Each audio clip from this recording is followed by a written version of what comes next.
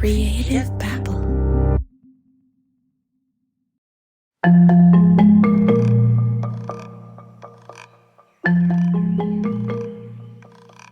Last time on Pretend, I introduced you to a con man named Fred Brito. This guy faked his resume and landed some pretty impressive jobs. Jobs he was completely unqualified for. He told us about the time he fooled the mayor of Los Angeles. He even pretended to be a court-appointed psychiatrist in order to get his friend out of prison. But this next gig had him reporting to the Pope. Yeah, he fooled the Catholic Church into believing he was a priest. But you know what? There's a lot we can learn from Fred Brito. Don't get me wrong, I'm not encouraging you to lie on your resume. But if you're like me and you suffer from imposter syndrome, you can learn a trick or two from this con man. I'm Javier Leiva, and this is Pretend. Stories about real people pretending to be someone else.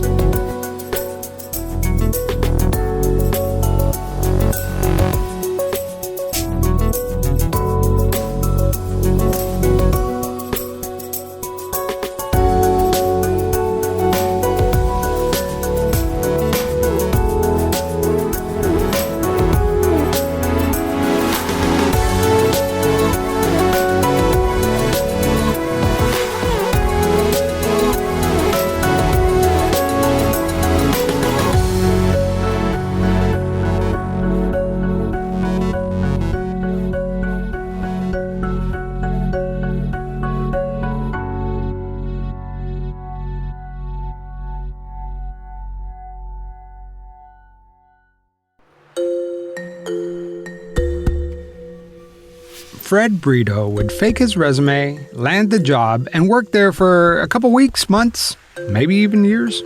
And if you think this went unnoticed, it didn't, because Fred Brito has a nemesis. But then there's also a website called The Lies of Fred Brito. Now, do you manage that page? No, I have a stalker. His name is, and that's his website. And he's been stalking me ever since the beginning of this story. We're not going to mention the name of the blogger because I talked to him and he doesn't want to be involved in the story, but he did give me a lot of information. And I think his main motivation is that he's trying his best to prevent Fred Brito from having any kind of success. And we'll get to that.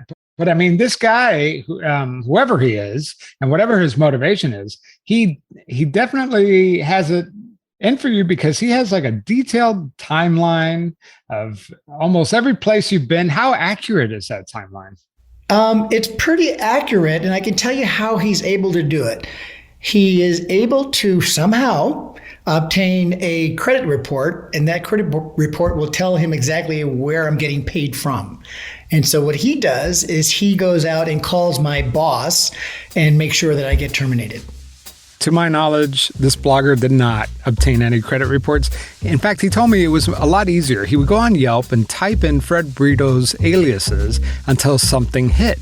And then he would figure out where this person worked. So if Fred Brito was working at a restaurant and he got a complaint from a customer that used his name, the blogger would call the employer and inform the company that they hired a con man.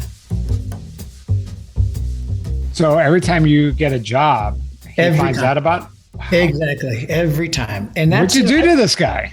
I don't even know who he is. All I know is his name. And if he gets his enjoyment from making Fred Brito more honest, then let it be. And this cat and mouse game just kept going and going and going.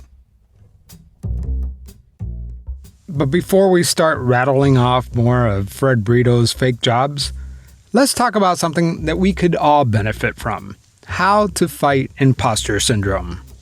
For as many bad things as you've done, like something that somebody could listening to this could take away from is that sometimes you have to act confident. You have to fake it to make it, right? Not to break the law, but just to be anything, just to get over imposter syndrome, which a lot of us have, right?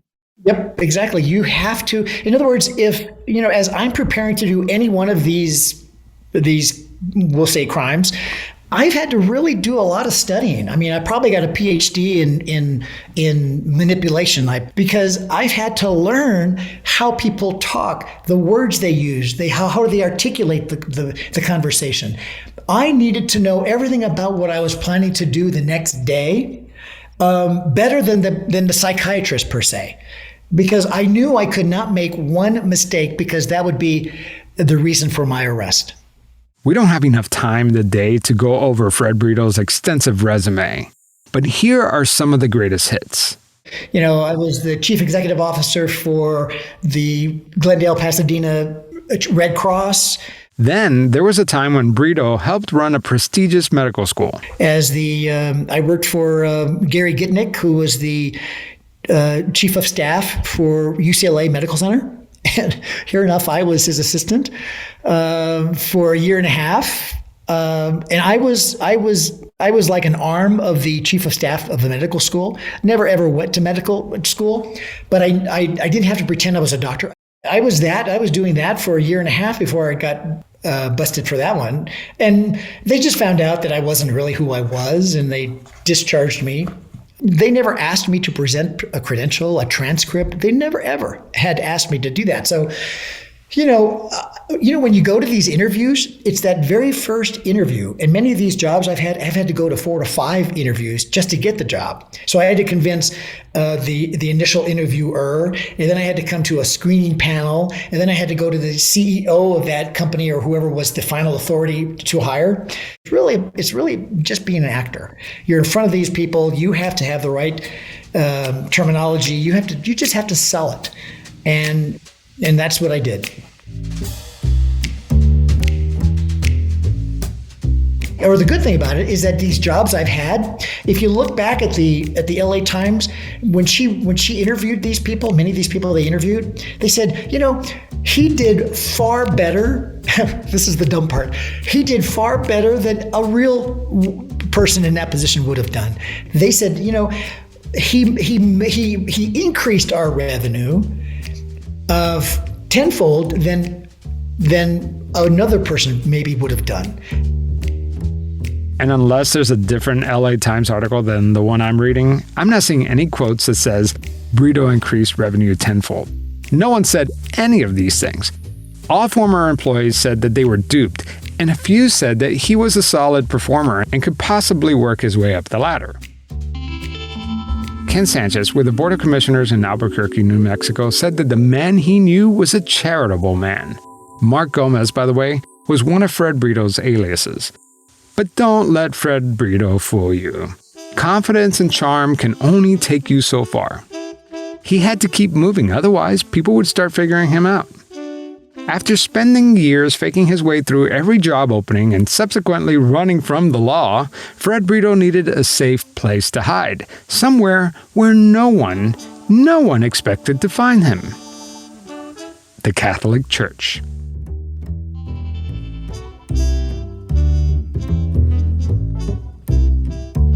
Why did you become a priest, of all things? I became Father Fred. And it all started because I was running away from being arrested, and I ran to Mexico, and who would ever be looking for a priest in Mexico? So I created this identity and I wore the collar, I played the role. So for like 5 years, I was Father Fred. And I went to the local church there as Father Fred. And I spoke with the pastor of that church. And I said, I'm coming down to see if I can volunteer to be, help you out in this parish. And so the next day he took me down to the Bishop of Tijuana. The Bishop of Tijuana believed everything I told him. So that's where I became Father Fred. Father Fred in Mexico probably did more good to advocate for the disenfranchised, because that's really where my heart was. I was poor. I knew what being poor was like. So when I went to Mexico, I spoke the language, and let me tell you, I really found a home there. I was required to do Mass for 7 o'clock a.m. and another Mass at 6 p.m. So I had 2 Masses per day. And then I had to go out during the day to visit the poor and the disenfranchised in the poorest of towns. And so that was really work that if I would have done it right from the very beginning, I probably would have been a heck of a darn good priest in the right way. But I never did. How did they catch you? Yep. That's the funny part. One day I was in Tijuana, Mexico, and my mom was sick, and I attempted to cross the border from Tijuana to America. I was dressed as a priest. So they asked me, I need your ID. And so now that really shocked me, because now it's a thin line, because now they're going to have my driver's license, which is wanted by the LAPD. And so they ran my name, and they found out that there was a warrant for a U.S. Marshal's warrant. And so they let me in. They put me in this holding room with no doorknob, and I was locked up. Lo and behold, they came in to investigate what my name was. And I just told them, I said, I'm a Catholic priest. Here's the letter I got from the Bishop of Mexico. I had all my documents just in case. I had it all.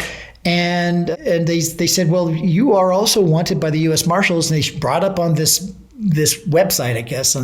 I says, no, you got it all wrong. I have a twin brother. His name is Andres Federico Gomez, and this is the person you want. And I said, I'm his twin brother.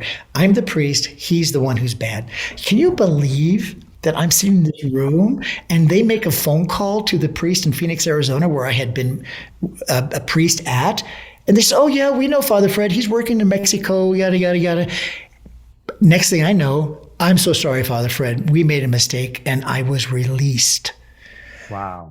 And sure enough, sacramentally, I probably, baptized people, married people, did funerals, which would, I don't know, I guess I'll have to pay for that when I burn in hell, maybe. But it's just what I do. It's just what priests do, and I had to do it. Yeah, you're gonna have to have a conversation with St. Peter about that one. I for sure will, I'm sure.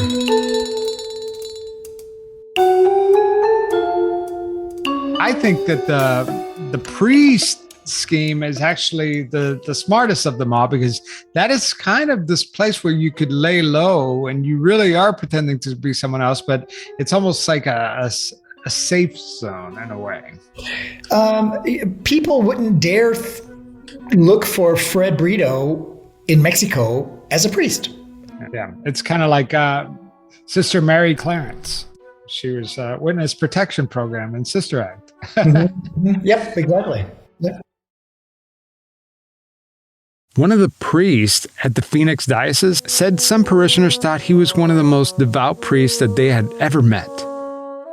And that was actually my last crime. That was in 2002. My mom was getting sick, as I said, and I said, I can't do this anymore. I can't be in prison. If my mom were to die, it would kill me. And so I stopped. My mom got older. She got sicker. She had some major medical issues. And I thought, and I thought to myself, the worst thing that could ever happen to me is if my mom were to die and I'm in prison. So I stopped in 2002. It was my last crime. Legal crime.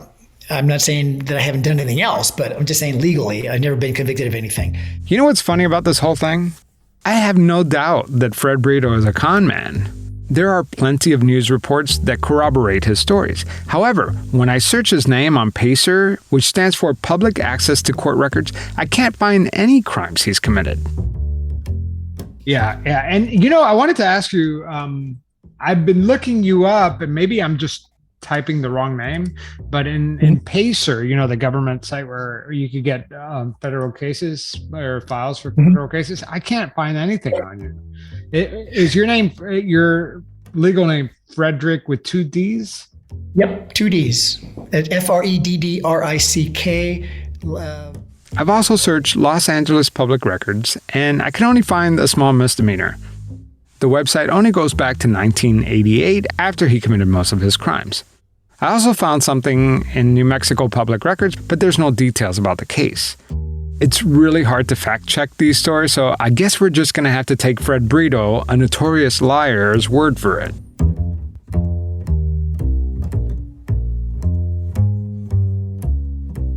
God knows how many of these scams Fred Brito has pulled off throughout his career. But we know that at least one of those jobs hit close to home.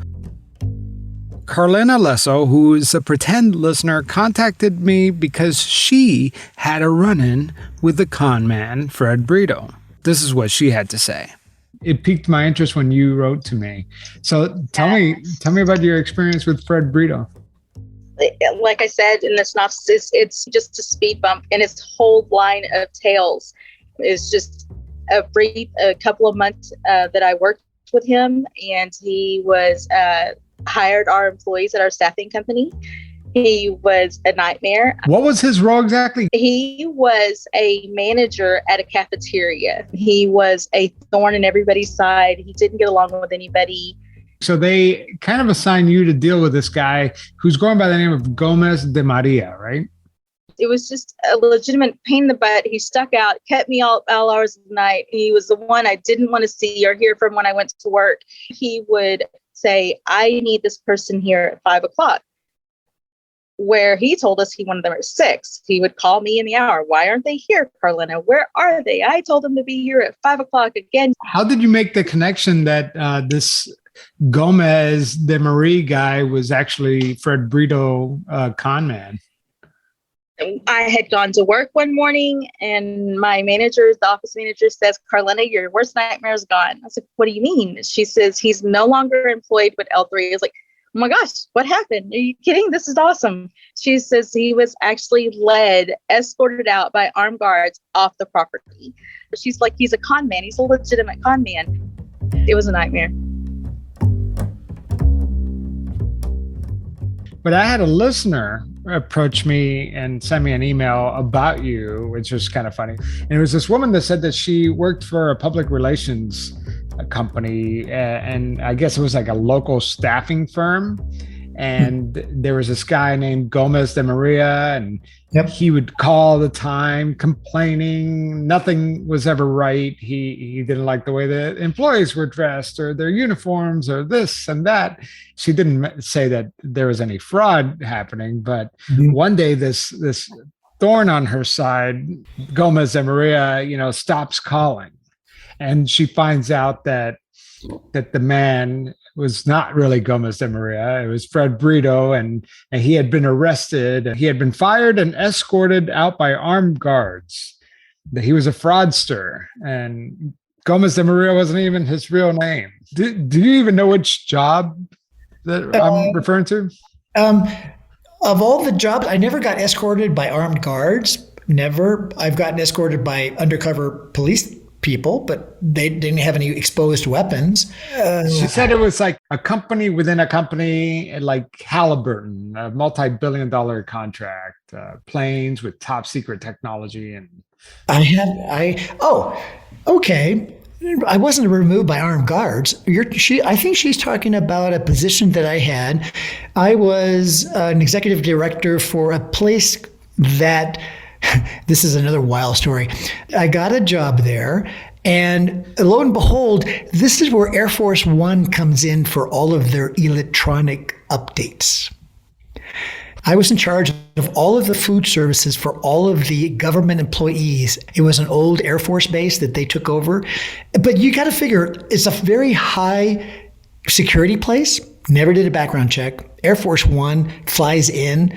I'm speaking less than 1,000 feet from me out the window. I see Air Force One.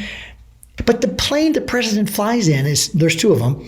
And one of them was sitting right outside my cafeteria. And none of these people ever did a background check on me. Unbelievable. This is a place that you would think was so secure. A plane from, Marine One landed here. Air Force One landed here.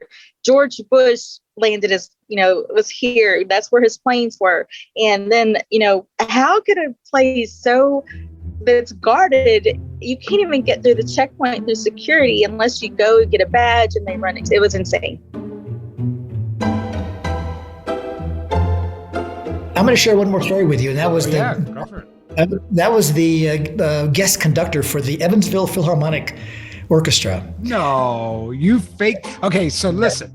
I don't know anything about the story, but if I were to fake being a conductor, I would just wave my hands around. But did you actually know what you were doing? Yes, there's a if you look at the Dateline. If you looked at all of the Dateline covers it. It's in there. I have the DVD here, but they covered it. Sandy Patty, who is a religious Christian singer, came to town, and she was being accompanied by the Evansville Philharmonic. So I go to this concert because I loved Sandy Patty, and I'm watching this orchestra, and I'm watching this conductor. I didn't stop there. What did I do? I went home and I said, you know what? I can conduct that orchestra. And sure enough, this is what I did. I got, maybe a week later after I did all my homework and I did my studying and I researched what conductors do and I looked at videos. Can you imagine? I looked at videos over and over and over again of conductor Zubin Mehta. And I watched how he conducted the orchestra. And I just copy him. So now that I was ready, I made a phone call in a broken speech language. I was pretending that I was calling from Mexico. And I said, I'm the assistant to conductor, I forgot the name I used, such and such in Mexico City. And he's going to be coming to Evansville, Indiana to visit his family. And he would be honored to conduct the Evansville Philharmonic. Well, sure enough, they did call me back.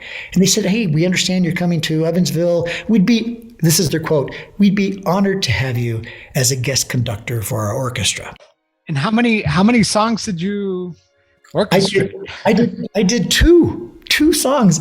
You know, he was the main conductor when he came in. He conducted, and then he introduced me as a visiting conductor from Mexico City. I walk on stage in a conductor tuxedo.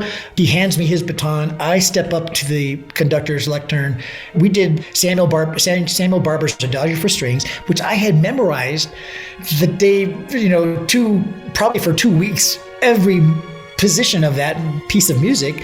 We had practiced the day before. Even during the practice the day before, they still didn't figure out that I wasn't really a conductor because I guess I did everything that I was supposed to do. I would stop them in the middle of their music and I say, no, let's go back to 28. Let's add more, I forgot the words that I used and they understood my language. And this is all from watching a video? Well, you got to figure, I watched it for like 2 weeks. This is studying the videos of Zubin Mehta doing this. So and you got to figure, I was studying Zubin Mehta doing Adagio for Strings.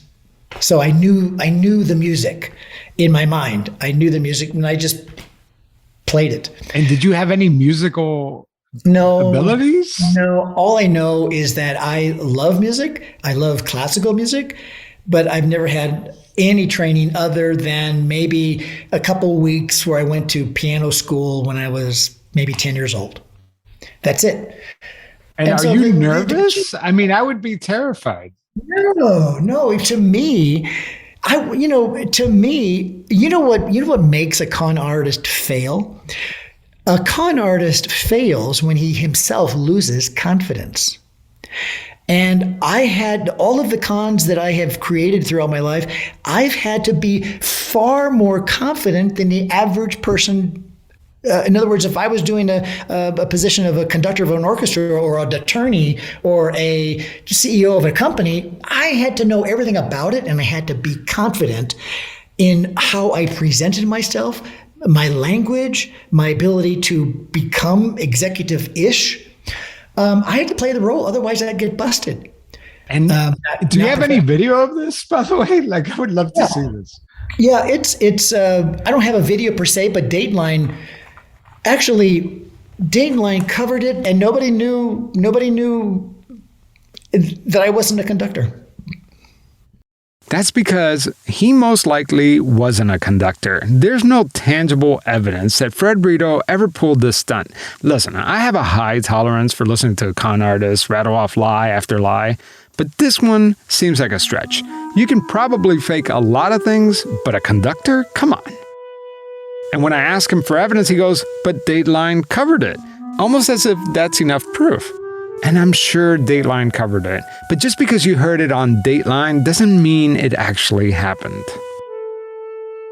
A lot of us, every story you have is far-fetched, but the conductor seems to be the most far-fetched of them all. That just seems crazy. I think Father Fred would be like, to me, that was like, I mean, because I did it every day of my life for like a year and a half.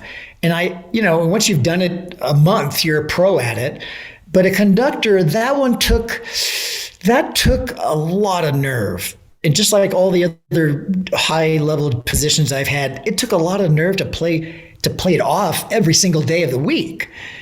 And we've only touched on 25% of my story, but that's really what most people, they don't want to know what I did. They want to know what possessed you to have the gonads to do this stuff, knowing that you were faking it all the time.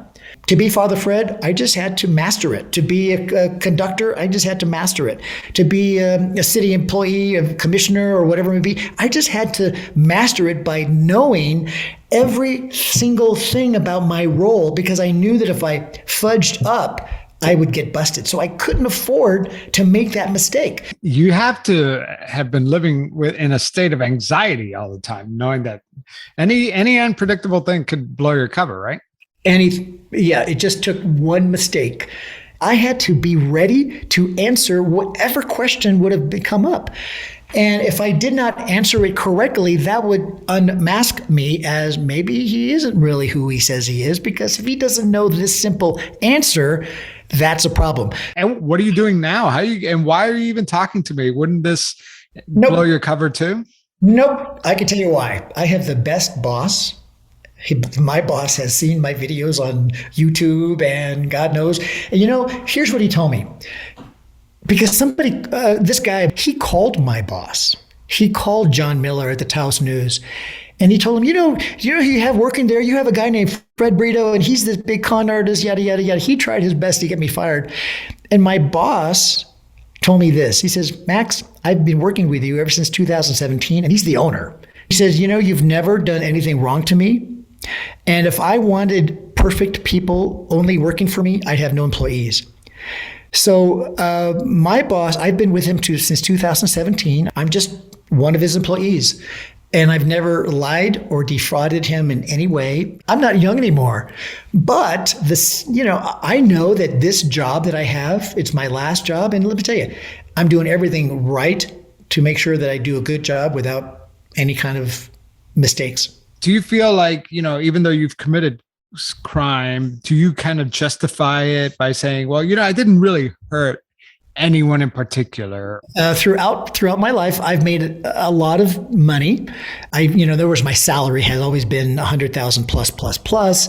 I may not be able to say I'm sorry to many of the people that I may have hurt or defrauded, but what I do now is I sponsor and support as many disenfranchised organizations as I could find. I figure that, I've made some mistakes. Yes, I've taken things that didn't belong to me. And I may not be able to give money back to the people that I defrauded, but I'm at least helping a lot of people with things that they need. Yeah, I made some mistakes, but I'm really, really doing some great work helping other people. And I sponsor a lot of people. Every con artist I've ever spoken to say they've changed. They're focusing the rest of their life doing good. And that would be awesome if it were true. I don't know which organization Fred Brito is donating to. I don't know if those checks are actually getting cleared, but let's hope he's right. Next time on Pretend, we're going to go after America's favorite con artist, the guy who inspired this whole show, the real Catch Me If You Can, Frank Abagnale. Yes, the guy behind the book and the movie Catch Me If You Can. Apparently, he may not be telling the truth about some of his cons. Surprise, surprise. That's next time on Pretend.